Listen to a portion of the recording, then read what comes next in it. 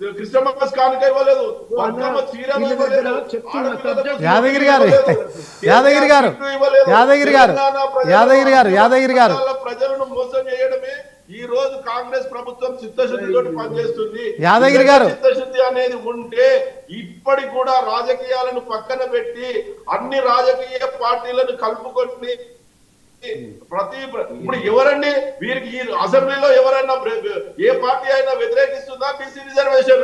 అన్ని రాజకీయ పార్టీలు ఒప్పుకొని తర్వాత మీకు చిత్తశుద్ధి లేక మీరు దీన్ని తప్పుదో పట్టించి మీరు కేంద్రంలో చట్టం చేయడం కోసం మీ పార్లమెంట్ లో ప్రతిపక్ష నాయకులు ఢిల్లీలో ధర్నా చేస్తే మీ పార్లమెంటు నాయకులు ప్రతిపక్ష నాయకులు లేకుండా మీరు ధర్నా చేసి ఎవరి కోసం ధర్నా చేసారు? ఎవరిని మోసం చేయడం కోసం ధర్నా చేసారు? బీసీలను మోసం చేస్తారు, ఉద్యమకారులను మోసం చేస్తారు, దళితులను మోసం చేస్తారు, మహిళలను మోసం చేస్తారు, రైతులను మోసం చేస్తారు, రైతులను మోసం చేస్తారు, ఆడపిల్లలను బతుకమ్మ పేదింటి ఆడబిడ్డ మీరు మోసంతో మీరు ఇప్పుడు చెప్తున్నారు కదా, మోసంతో మీరు ప్రభుత్వం యాదగిరి గారు యాదగిరి గారు యాదగిరి గారు యాదగిరి గారు యాదగిరి గారు ఇప్పుడు కాంగ్రెస్ ఏం హామీలు ఇచ్చింది? ప్రశ్ననే అట్లాంటిది కావాలని అడిగితే జైల్లో పెట్టాలి. రాష్ట్రాలకు రిజర్వేషన్ల అధికారం ఇవ్వడం అనేది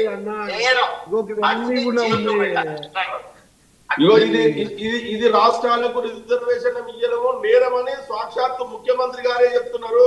ఇలాంటి గతంలో ఇంటర్వ్యూలో కూడా మేము ప్రజలను మోసం చేయడమే మాకు తెలుసు, మేము ఖచ్చితంగా ప్రజలను మోసమే చేస్తామని కూడా చెప్పి ఇంటర్వ్యూలో ఇచ్చిన ముఖ్యమంత్రి గారు యాదగిరి గారు యాదగిరి గారు యాదగిరి గారు యాదగిరి గారు యాదగిరి గారు ఈ రోజు ప్రజలను మోసం చేస్తున్నాడు, బీసీలను మోసం చేస్తున్నాడు. తెలంగాణ ఉన్నటువంటి బడుగు బలహీన వర్గాల ప్రజలను మోసం చేసి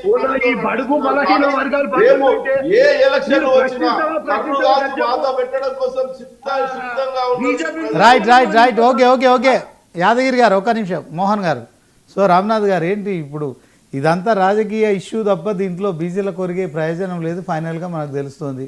నిజంగా దీనికో శాంటిటీ అనేది ఎప్పుడు వచ్చే అవకాశం ఉంది? సో బీజేపీ వాళ్ళు ఏమంటున్నారంటే 9th షెడ్యూల్లో చేర్చాలని నందారెడ్డి గారు అంటున్నారు. సో దాంట్లో 9th షెడ్యూల్లో చేర్చే అంశం ఎవరు చొరవ తీసుకోవాలి? బీజేపీ తీసుకోవాలి. నేనేంటంటే సాంకేతిక అంశాలు మాట్లాడితే ఆయన కేంద్ర ప్రభుత్వం అధికారంలో ఉన్న బీజేపీ వాళ్ళు కాబట్టి ఆయన కాస్త కోపం వచ్చింది. సరే, ఆయన కోపం రావడంలో కూడా ఆయన పార్టీని మాట్లాడినట్టుగా తీసుకున్నారు. నేను పర్సనల్గా ఏం మాట్లాడలేదు. సాంకేతిక అంశాలు చూసినప్పుడు కేంద్ర ప్రభుత్వంలో అధికారంలో మెజారిటీ వాళ్ళకు పూర్తి స్థాయిలో ఉంది.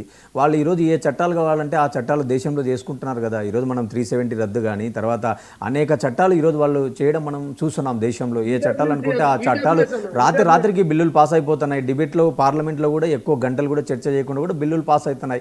సో అలాంటప్పుడు బీజేపీకి నిజంగా చిత్తశుద్ధి ఉంటే దేశంలో ఉన్న అనేక రాష్ట్రాలలో ఈ రిజర్వేషన్ల అంశం పైన వాడివేడి చర్చలు జరుగుతున్నాయి, పోరాటాలు జరుగుతున్నాయి, ఉద్యమాలు జరుగుతున్నాయి. కాబట్టి దీనికి పులి స్టాప్ పెట్టాల్సినటువంటి బాధ్యత బీజేపీ పార్టీకి కేంద్ర ప్రభుత్వ నాయకత్వానికి ఉందా లేదా అనేది నా ప్రశ్న.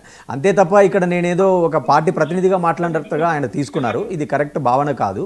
మీరు ఆలోచించాల్సింది ఏంది? ఈరోజు మీరు కాంగ్రెస్ పార్టీని మీరు విమర్శిస్తున్నారు. సరే, మీరు అధికార ప్రతినిధిగా కాంగ్రెస్ పార్టీని మాట్లాడండి, అందులో పెద్ద నాకేం అభ్యంతరాలు లేవు. ఒక కాంగ్రెస్ పార్టీని మీరు మాట్లాడుతున్నారు. హామీల గురించి మాట్లాడుతూ పోతే ఈరోజు హామీల గురించి మాట్లాడితే ఆయన కూడా మాట్లాడతాడు హామీల గురించి. 15 లక్షలు మీ అకౌంట్లో వేసినాము, మీరేం చేసినారు, అది వేరే చర్చ.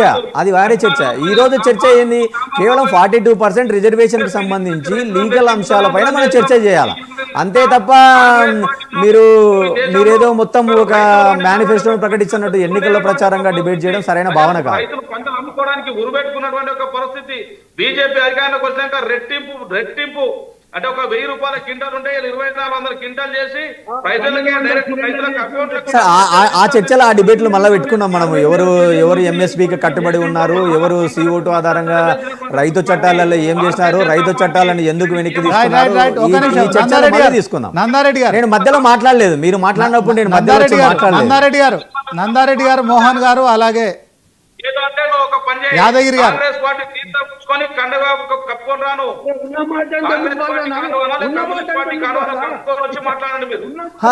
మీరు మాట్లాడేటప్పుడు నేను మాట్లాడలేదు. మీరు ఫస్ట్ వినాలి కదా మాట్లాడిన తర్వాత.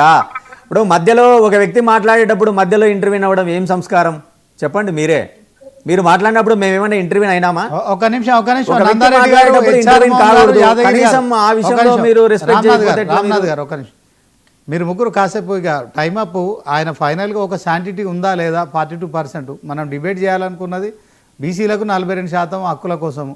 కానీ దాంట్లో రిజర్వేషన్లు రాకపోగా నందారెడ్డి గారు, బీసీలకు 42% రిజర్వేషన్ల విషయంలో ఒక క్లారిటీ రాకపోగా స్థానిక సంస్థల ఎన్నికలు డిలే అవుతున్నాయి. దీంతో గ్రామాల్లో అభివృద్ధి కుంటుపడుతోంది.